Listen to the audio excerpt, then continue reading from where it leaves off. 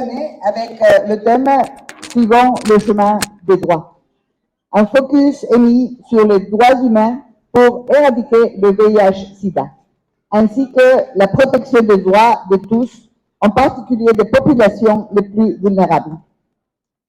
Pour rappeler les chiffres de l'épidémie, en Haïti, à ce jour, le nombre de personnes vivant avec le VIH en 2023 est estimé à 145 000 dans la population générale, avec une prévalence VIH estimée de 1,6%, l'épidémie est généralisée. Bien que le sida ne soit pas encore éradiqué en Haïti, depuis 2010, il y a eu une réduction de 34% de nouvelles infections à VIH et moins de personnes en meurent. Le pays a enregistré une réduction de 75% des décès liés au VIH. On se réjouit qu'Haïti ait accompli des progrès remarquables dans un contexte extrêmement difficile en matière de riposte au VIH, et nous devons reconnaître que le pays progresse bien de la réalisation des cibles 95-95-95 et la gestion de la co-infection tuberculose VIH. Avec des résultats importants, en Haïti, 87% des personnes vivant avec le VIH ont été diagnostiquées. 96% d'entre elles sont sous traitement et 85% des personnes sous traitement ont une charge virale supprimée.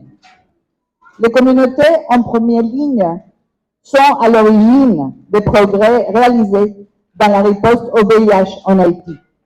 Et les efforts conjoints de l'ONUCID et du système des Nations Unies, du PEPFAR et du Fonds mondial stimulent leur travail.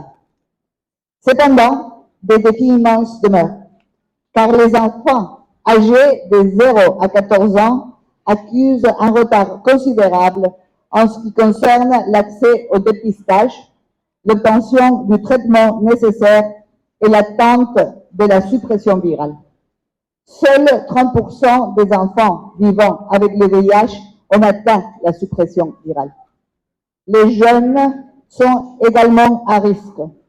25% de toutes les nouvelles infections surviennent chez les personnes âgées de 15 à 24 ans.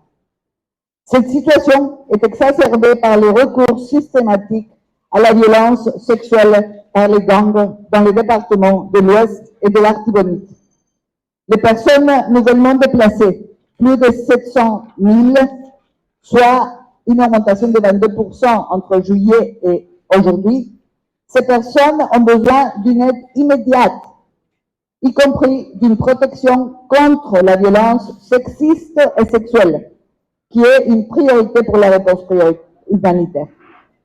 La fourniture de matériel d'hygiène, des services de santé sexuelle et reproductive, ainsi que des services concernant le VIH et les infections sexuellement transmissibles sont urgents. Ces personnes déplacées ont urgemment besoin aussi de services de réponse à la violence basée sur le genre, d'abris et de nourriture, compte tenu du fait que 5,4 millions d'Haïtiens sont actuellement en situation d'insécurité alimentaire aiguë. Elles ont besoin d'une aide immédiate par l'intégration des services de VIH dans les services pour les survivantes de violences sexuelles, y compris la première réponse de la police, en fournissant des services complets, incluant la prévention post-exposition. Nous pas de cas fini accident, si nous pas de femmes actifiées.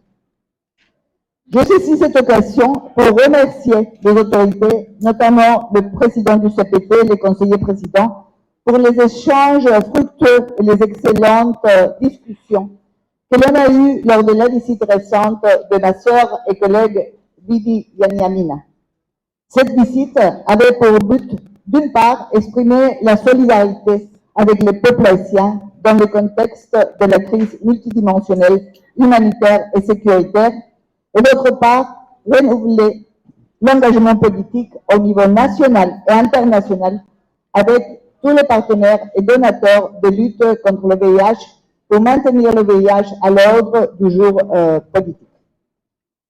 Je profite aussi en ce moment pour féliciter et reconnaître mes collègues des Nations Unies et aussi les partenaires qui sont toujours dans le pays et continuent à faire du travail remarquable pour accompagner le gouvernement et les communautés.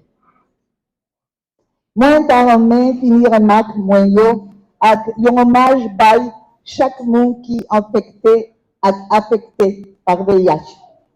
Même gens avec tout le monde qui est engagé dans cause ça. Moi, saluer tout le leadership gouvernement à une institution nationale qui est déterminée pour joindre résultats concrets pour le pays.